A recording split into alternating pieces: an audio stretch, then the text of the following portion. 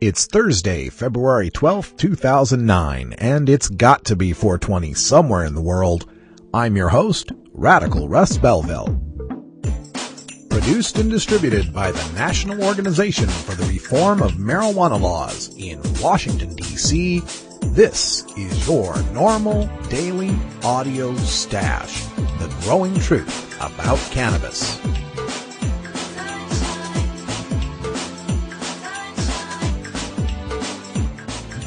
Welcome to the most popular podcast regarding marijuana in all of America and all the world, featuring interviews with scientists, politicians, doctors, prohibition policy activists, regular cannabis consumers, musicians, and NORML staff and NORML's board of directors, along with music and comedy no other podcast can offer.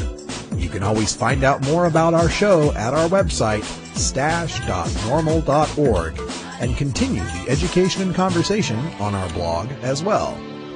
We're ending marijuana prohibition with education, one listener at a time.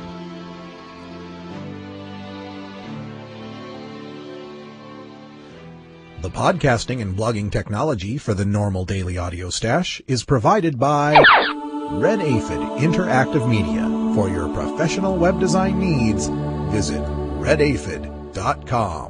Good day, Stashers. Welcome to the podcast. Well, it's official. The Obama administration has named Seattle Police Chief Gil Kierlikowski to be the next head of the Office of National Drug Control Policy, the cabinet-level position we affectionately call the Drug Czar's office. We spoke with Norm Stamper yesterday, the former Seattle police chief, with his opinions on Kierlikowski.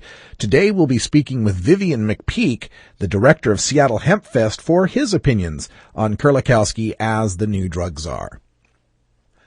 Some activist agenda notes to bring forth. Montana House Bill 541 is been released, and there's going to be a hearing tomorrow on Montana House Bill 475. This is an awful bill that would revoke a person's medical marijuana registry if they're caught over their limit of 1 ounce and 6 plants, I think it was. So we want to get people out there to that hearing to protest that.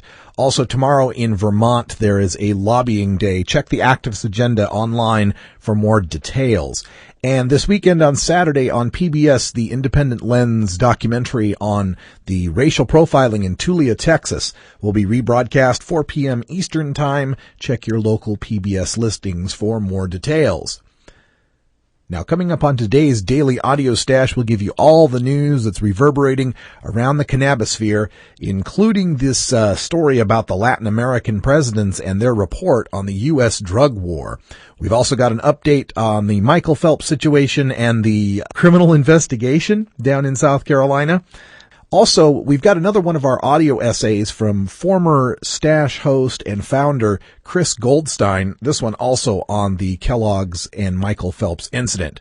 And today in our Daily Toker Tunes, it's Rockin' Thursday, so we'll be playing some music from The Donnas and a tune called Smoke You Out. It's the biggest bowl of cannabis audio information on the internet. It's time for your NORML Daily Audio Stash. Hello, I'm Paul Stanford from the Hemp and Cannabis Foundation, or THCF. Medical marijuana is legal in 13 states today, and THCF has clinics in 8 of those states. Our doctors help qualified patients obtain an authorization for medical marijuana in their state. Patients are eligible for medical marijuana with a history of either severe chronic pain and or nausea, cancer, AIDS or HIV, hepatitis, glaucoma, seizure disorders like epilepsy, chronic muscle spasms such as multiple sclerosis or asthma, neurodegenerative diseases such as Alzheimer's, and gastrointestinal disorders like IBS or Crohn's disease. If you or someone you know has one of these conditions, our doctors will help you obtain a permit for medical marijuana. THCF Medical Clinics has offices in Washington State, Oregon, California, Colorado, Hawaii, Nevada, Montana, and now Michigan. Call 1-800-723-0188 or go to the web at hemp.org or 1-800-723-0188.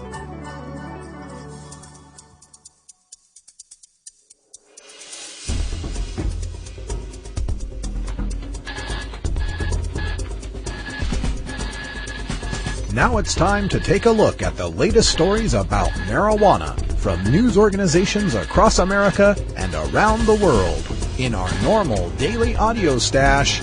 Hemp Headlines.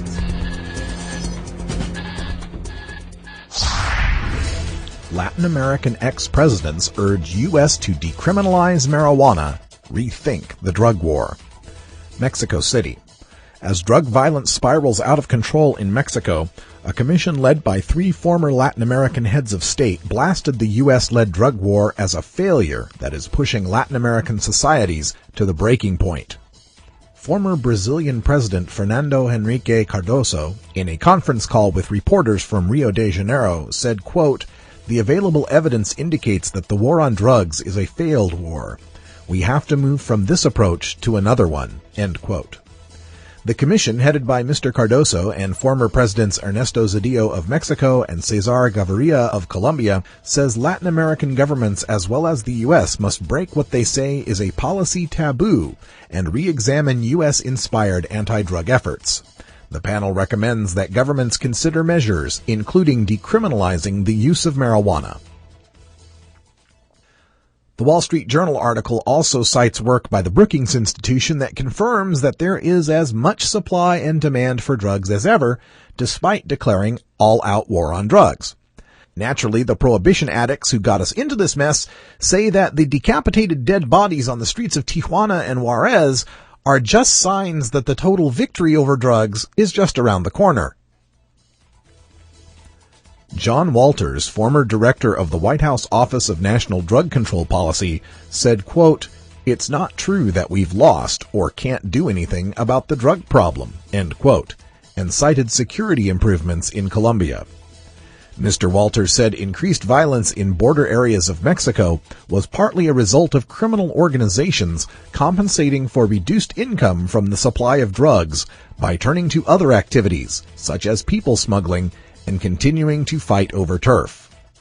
U.S. law enforcement officials, as well as some of their counterparts in Mexico, say the explosion in violence indicates progress in the war on drugs as organizations under pressure are clashing.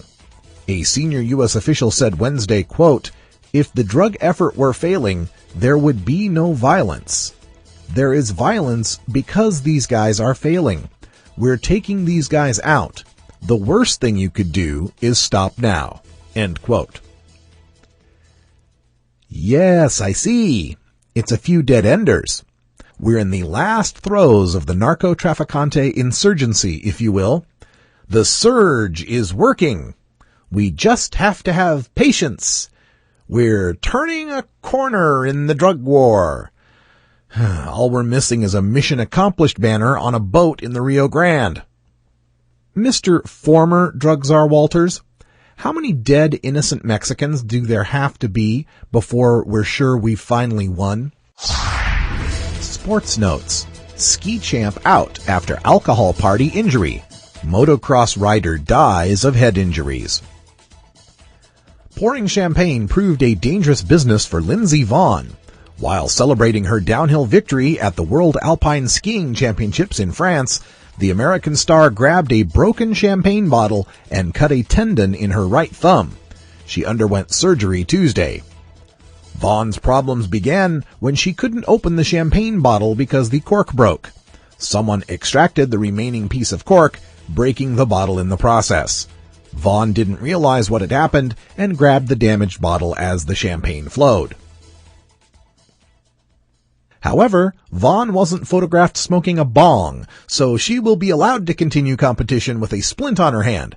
After all, we must send the right message to children. If you're going to party, do it with hard liquid drugs.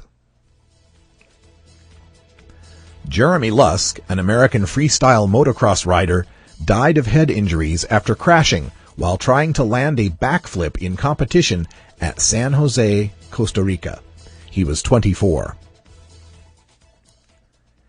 Every day, kids are given little 50cc dirt bikes, helmets, and pads to compete in motocross. With parental permission, they are allowed to race, jump, and flip all they like, even though the potential for injury and death is always present. They become adults and do some incredible feats of acrobatics with motorcycles some 60 feet in the air at reasonable speed for the entertainment of the crowd and huge prizes. And then these adults become huge role models for the next generation of kids who want little 50cc dirt bikes. But if Jeremy Lusk had been caught smoking a bong, people would cry out that he's sending a message to the children that might lead them to the dangers of pot smoking, which, unlike motocross backflips, cannot kill you. It's amazing to me that we accept as normal the adrenaline addicts who get high jumping off hills on skis or motorcycles, jumping off bridges with bungee cords, and jumping out of airplanes with parachutes. We accept adults and even children choosing to risk that potentially lethal danger for their own personal enjoyment, but we go apoplectic if the same adult chooses to sit still and get high smoking a non-toxic plant. Physical risk that triggers natural body chemicals is good. Chemical risk that mimics the natural body endocannabinoid system is bad. Okay. Now, speaking of sports, I also wanted to point out that Mason Tvert's group down in Denver, SAFER, the Safer Alternatives for Enjoyable Recreation, they've got a campaign going to USA Swimming telling them to reinstate Michael Phelps and stop driving athletes to drink. Basically the same idea that if athletes party, they're forced to use alcohol instead of marijuana, which would be much safer for them. For more information on this USA Swimming campaign through SAFER, check out our blog post at stash.normal.org or just visit www.saferchoice.org. Pennsylvania judges jailing kids for cash, or why we shouldn't have prisons for profit. Wilkes-Barre, Pennsylvania. For years, the juvenile court system in Wilkes-Barre operated like a conveyor belt. Youngsters were brought before judges without a lawyer, given hearings that lasted only a minute or two, and then sent off to juvenile prison for months for minor offenses. The explanation, prosecutors say, was corruption on the bench. Prosecutors say Luzerne County judges Mark Ciavarella and Michael Conahan took $2.6 million in payoffs to put juvenile offenders in lockups run by Pennsylvania Child Care LLC and a sister company, Western Pennsylvania Child Care LLC. The judges were charged on January 26th and removed from the bench by the Pennsylvania Supreme Court shortly afterward. The High Court, meanwhile, is looking into whether hundreds or even thousands of sentences should be overturned and the juveniles' records expunged. Among the offenders were teenagers who were locked up for months for stealing loose change from cars, writing a prank note, and possessing drug paraphernalia. Many had never been in trouble before. Some were imprisoned, even after probation officers recommended against it. Many Pennsylvania counties contract with privately run juvenile detention centers, paying them either a fixed overall fee or a certain amount per youth per day. In Luzerne County, prosecutors say Conahan shut down the county-run juvenile prison in 2002 and helped the two companies secure rich contracts worth tens of millions of dollars, at least some of that dependent on how many juveniles were locked up. For years, youth advocacy groups complained that Ciavarella was ridiculously harsh and ran roughshod over youngsters' constitutional rights. Ciavarella sent a quarter of his juvenile defendants to detention centers from 2002 to 2006, compared with the statewide rate of 1 in 10. This case is just a microcosm of the entire prisons-for-profit industry that incentivizes the arrest and incarceration of citizens. These prison companies, the prison guards unions, the companies that build these prisons and supply them with food, clothing, and other services, none of them want to see any change in law that results in less imprisonment, and they pay lots of money and hire very good lobbyists to see that that doesn't happen. Remember that as you peruse the various responses from our politicians on pot. When it comes to the attention of our elected officials, it's our voices and the truth against prison industrial campaign contributions, pharmaceutical lobbyists, tobacco interests, alcohol representatives, and entrenched law enforcement bureaucracies dependent on the drug war to either provide their jobs or eliminate their competition. South Carolina Sheriff Leon Lott building case against Michael Phelps. As many as 8 people have been arrested on drug charges in an effort to build a marijuana possession case against Olympic swimming champion Michael Phelps, an attorney for one of the defendants confirmed this morning. Longtime Columbia attorney Dick Harpootlian said Richland County Sheriff's deputies arrested his client, whom he declined to identify, in a raid Saturday at his Lake Murray area home after seizing a small amount of marijuana. Harpootlian said, quote, "He's sitting there on Saturday, and 12 cops kick in the door with guns drawn, search his house, and find 5, maybe 6 grams of pot. They never asked him, 'Who sold you the pot?' They were asking, 'Were you at the party with Michael Phelps? Did you see him using marijuana?' It was all about Michael Phelps," end quote. Harpootlian, a former solicitor for Richland and Kershaw counties, said in his entire legal career he had, quote, "never seen a search warrant executed for simple possession of marijuana," end quote.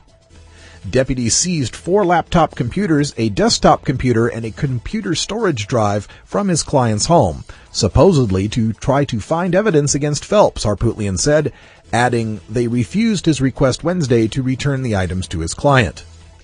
Under South Carolina law, possession of 1 ounce or less of marijuana is a misdemeanor that carries a fine of up to $200 and 30 days in jail for the first offense. Possession of drug paraphernalia is a $500 fine. And in other, less important crime news from Richland County, South Carolina, Richland County deputies are searching for a suspect they say robbed a bank Wednesday. The incident took place February 11th at 12:15 p.m. at the South Carolina State Credit Union. Investigators say the suspect entered the bank and presented a note demanding money. Officers say after robbing the bank, the suspect left the building and drove off in a burgundy or dark red Suzuki SUV. Yes, but did the suspect have a bong?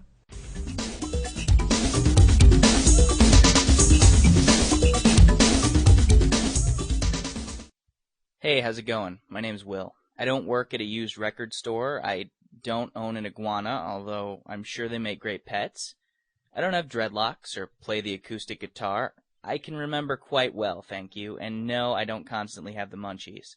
When 420 comes around, I've still got 40 minutes of work left. I've never hit a girl on a bike with my car or shot my friend with a shotgun.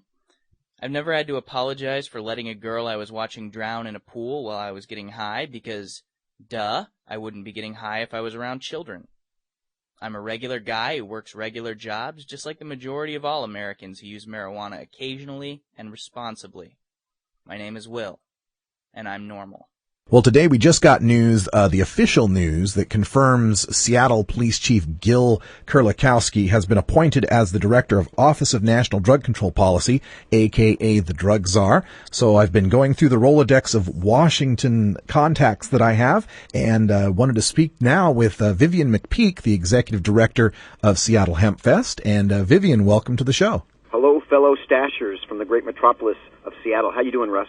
I'm doing great, and I've been reading up on various blog posts and email lists that we're on, getting the general feel, the reaction from the cannabis community here, the activist community, on how they feel about Kurlikowski. And so far, what I've kind of felt from reading all of this is that people are saying, A, he can't be any worse than what we've been through, and B, while he might not be supportive, at least he doesn't seem to be in opposition. What are your thoughts on Kurlikowski as the drug czar? Well, I'd have to agree with those basic assessments. There's a little bit of a gray area as far as what Chief Kurlikowski's personal views are. From our experience at HempFest, well, first of all, I want to say that attempts may be made to sully Chief Kurlikowski's image by using the example of HempFest by association and even focus in on the small number of arrests each year at the fest. We see things as a little more complicated than that.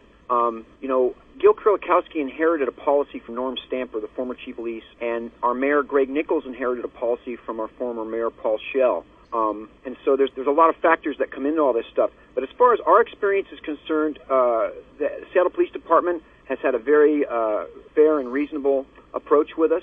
They've held our feet to the fire on public safety issues and stuff like that. But generally, we're in a lot of negotiations with the city government including the Port Police and the Seattle Police, all through the year. And we've really, over the years, come to really have a pretty good relationship of mutual respect with SP, and we can only assume that comes down from the top. Good. And I've been reading this response to Kurlikowski also in the mainstream media, and I've been wondering when the mainstreamers would get around to associating Seattle Hemp Fest with the nomination of Kurlikowski. I was reading how you got woken up this morning from AP. Is that right? That's right. I sure did. And yeah, we're a little sensitive to that issue. The last thing that we want to do is, do some like guilt by association thing that would impact the nomination and acceptance of Chief Kurlikowski. Now, HempFest has enjoyed a good relationship with SP for 18 years, but only 8 of those have been during Chief Kurlikowski's tenure as Chief of Police. We don't work directly with him, but we've always found the SPD to be extremely professional and guided by the motivation to ensure the safety of the public over enforcement of marijuana laws. And these actions are consistent with Seattle law under I-75. And we think it's really important to note that Chief Kurlikowski opposed I-75, which is the citizens' initiative that made it the lowest police priority for simple possession of marijuana in city limits here. He opposed I-75 before it came law, but we believe that it speaks to the man's integrity that after it became law, he chose to follow it. Yeah, that's all we can ask for, unlike the officials in Massachusetts, it seems, who can't understand that when the people vote for something at a 2-to-1 ratio, you ought to do it. That's for sure. It's astounding. Well, it seems like maybe they're still a few years behind over there. Maybe so. In that sense, I was thinking also about this HempFest idea and how this might backfire on opponents if they try to use it to tar Kurlikowski, because you guys have such a, like you were mentioning, the safety record. You have such a great safety record up there at HempFest, and there are no major incidents. I think for a police chief to have on his resume a 2-day festival that takes place with hundreds of thousands of people with no violence or major incidents, I think that's good policing, don't you? Well, I do, and Chief Kurlikowski is a very intelligent man. I'm sure he's already has responses to these things, and I would hope that his response would say that the event is organized and safe enough that they haven't found it necessary to come down with any of these scorched earth policies that we've seen from previous administrations and other municipalities. Now, with regard to Kurlikowski and the city of Seattle, you had mentioned the I-75, which again is a deprioritization measure that was passed by the people that Kurlikowski seemed amenable to, at least following the will of the people. The will of the people also in Washington State has been in support of medical marijuana, and currently there is a decriminalization bill that seems to be making some progress in the Washington legislature.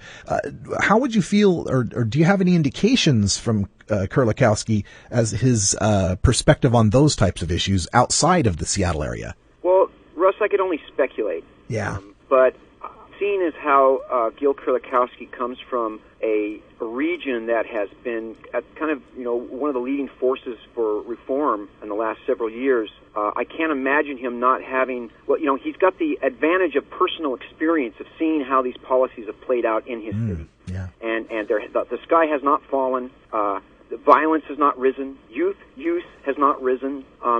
So far, it looks like a pretty common sense approach to these issues. And clearly, with HempFest, the decision was made to utilize the limited resources of the police to keep the peace over exacerbating any kind of a problem, because there is no problem. And it's just clear that SPD's decided not to create one with this huge gathering of enthusiasts. Well, let's talk a little bit about this huge gathering. HempFest, of course, every year happens on the third weekend of August. It's the pilgrimage that all cannabis community must make sometime in their life. And if you're lucky like us to live in the Pacific Northwest, you get to go every year. What can we look forward to this year's HempFest? And are you guys looking for any help or donations to get by? Well, we've got another action-packed event scheduled. We're taking over more real estate this year. We're taking over the entire 1.3-mile expanse of park. Oh, wow. It wasn't long enough of a walk as it was, huh? and we're moving some stages up north. We're adding a comedy stage this year, which is going to be pretty exciting. We're pretty excited about that. We're just starting. We've got an unprecedented amount of bands coming at us, and we're just starting the process of going through all the music and stuff. We'll have 6 stages this year. Wow. And our speakers bureau is busy meeting and figuring out this huge list of great reformers that we have coming down. We just think it's going to be a great year. HempFest does operate, a good portion of HempFest is funded by contributions. And so we really are hoping that people can go to hempfest.org and contribute there, or just come to the event, and just kick down for the cause. It's an extremely expensive event to throw, and it's 100% volunteer. So I just want everybody to know that not one dime of your money is going to go to buying any nugs for anybody's head. 100% of HempFest money goes towards putting the event on. And I just want to take this opportunity to thank the incredible staff of over 1,000 people, all volunteers from the 9-person board of directors all the way down the 100-person core group to the 1,000 people that wear shirts. We're 100% volunteer-powered because we really believe that America is a great nation, and America always seems to correct and go a step farther when it comes to freedom and liberty and equality. So this, we're just feeling that it's time for this civil rights issue to come home to roost. We just want to be treated as equal citizens, not second-class citizens. Absolutely, and I make the quip about it being a pilgrimage, but it really is a spiritual event for a lot of people, because you get that feeling that you're not alone in this, and that there is a growing movement, and that we're much bigger than we all could be individually. We're much bigger together, and we can feel that when we're at HempFest. It's a beautiful thing, and you got all these speakers. You're going to learn so much. It's not just listening to bands and buying food and hemp jewelry and such, but there's plenty to learn. There's a hemposium where you can, all the greats that you read in the various magazines like High Times or Cannabis Culture, they're all there. Anyone who's anybody is there. Is this the 19th year now? This is the 18th year. We're calling it 18 and barely legal. And I'm glad you mentioned the hemposium. The hemp is a huge tent that we have set up, and we've got panel discussions and keynote speakers and presentations, and we've been working a lot closer with the Hemp Industries Association and those folks on really putting a big focus on industrial hemp and what it can do for the future, in addition to the medical marijuana focus and our strong drive for legal use by otherwise responsible adults. Absolutely. And the event is posted on our activist agenda calendar at stash.normal.org/activist-agenda. The HempFest website is hempfest.org, and the event takes place the third weekend of August every year at Seattle's Myrtle Edwards Park. It's right there on the water. It's an amazing thing. You've got to go. And of course, Vivian McPeak is the director of HempFest and joins us from Seattle, Washington. And thanks, Viv. We'll see you soon. Russ, it's a privilege to be on the greatest podcast in the world. Take care, bro. Thanks. I'm Alan St. Pierre, Executive Director of NORML. Have you heard about the new super pot that's supposedly 20 times more potent than your father's Woodstock weed? Don't believe the hype. Marijuana's THC potency has always varied, even in the 60s and 70s. And the drug czar's numbers are full of, well, exaggerations. While no intoxicant is harmless, cannabis is non-toxic and far safer than alcohol. No matter how much you smoke, of whatever potency, you cannot die of a marijuana overdose. Potency is irrelevant anyway. More potent pot just means you smoke less of it, meaning less harmful smoke in your lungs. This is a prime example of harm reduction in action. Besides, the government already allows the prescription of THC pills. Its commercial brand name is Marinol, and it's 100% potent. Meanwhile, the federal government won't allow dying people to use natural marijuana, no matter what the potency? Does this make sense to you? Learn the facts about pot. Visit NORML.org today.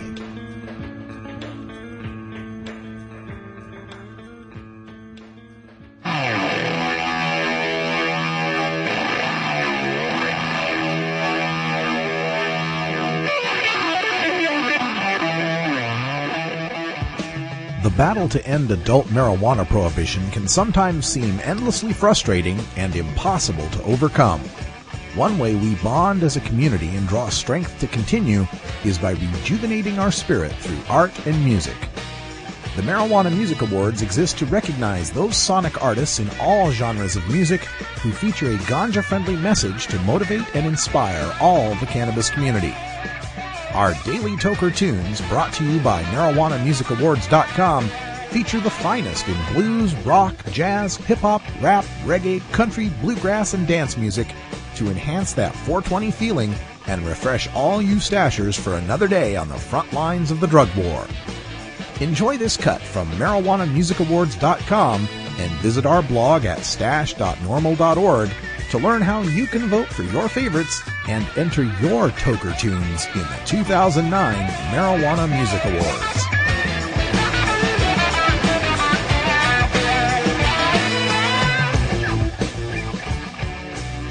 Rockin' Thursdays brings you the legendary rock group The Donnas. Grant Lawrence, rock and roll music journalist, describes the Donnas as successful, smart, and sexy. They are the American rock and roll machine. The legend began when the Donnas formed a rock band at age 13. Over the next 15 years, they released 6 acclaimed albums, toured the planet several times, and have a growing international fan base of Donnaholics. Having performed on Letterman and Saturday Night Live, appeared in Rolling Stone magazine and Billboard, the Donnas have grown to become one of the most acclaimed female rock groups of all time. Allison Robertson, one of the best rock guitarists, female, male, or otherwise, says, quote, "We know what we want and we know how to get it," end quote. The band stays true to who they are every spike-heeled step of the way. An equal partnership, Allison says, quote, "I think that's our secret to surviving in the industry this long. We're really close and truly respect one another," end quote. The Donnas scooped both Best Global and Best American Rock Song in the 2008 Marijuana Music Awards with today's song, "Smoke You Out." The Donnas' latest record, Bitchin', has 14 shout-along rockin' songs. And breaking news for Donnaholics, there's a 2009 retrospective collection of the Donnas being released by spring this year. Keep up with the latest about the legendary rock group at thedonnas.com and myspace.com/thedonnas. This is The Donnas with Smoke You Out.